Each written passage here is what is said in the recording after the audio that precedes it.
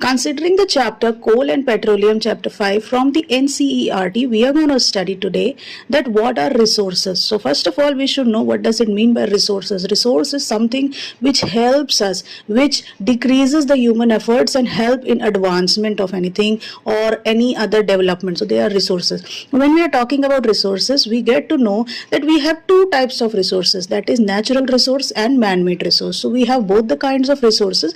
So natural resources, there is a box given over here to make a list. So we are going to discuss what are natural and man-made resources.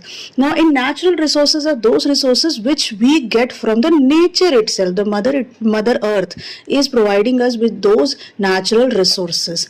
Fine. So man-made resources are those resources which are man-made, which are processed things, which are made by the man. Like man uses the natural resources to produce man-made resources. Like you can say the buildings, roads, bridges, and vehicles, they are all used by natural resources, are converted into other forms of resources by the man, which can be used for the advancement and development of the society. Like for examples, if you use metals, that metal is helping us to make vehicles. So vehicle is a natural man-made resource and metals are the natural resource. So this is the way you should remember. Now if you use plastic, rubber, paper, brass, they are all in some or the other form, in the form of man-made resources. Whatever the chemically processed things are there, like books, pen, furniture, buildings, they are all included in the man-made resources. Fine, it's very simple if you go on with that way, that natural resources are used to make man-made resources, and man-made resources, you can say that they can be renewed, they can be rebuilt, they can be repaired,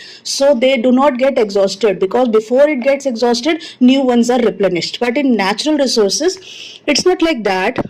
It is divided into two, like inexhaustible and exhaustible. What does it mean by inexhaustible? Exhaust itself means finish. So inexhaustible means which cannot be finished very easily, and they are available in the nature naturally, like sunlight, air. So these are known as inexhaustible resources. Now what happens with the air? If you talk about, it can be polluted, but it cannot be finished.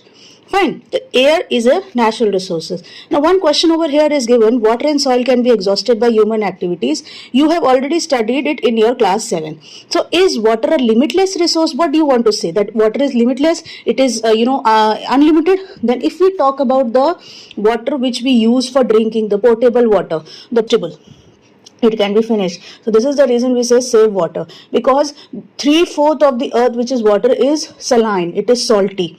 So we cannot say that water is a limitless resource. Fine.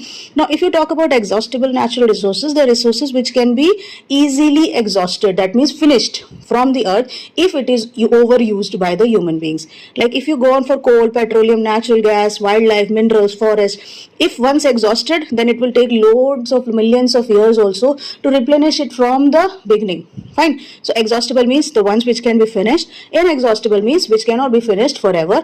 It can be renewed time to time very easily in the natural forms. These are not made by man. It is naturally present in the environment, or you can say on the mother earth.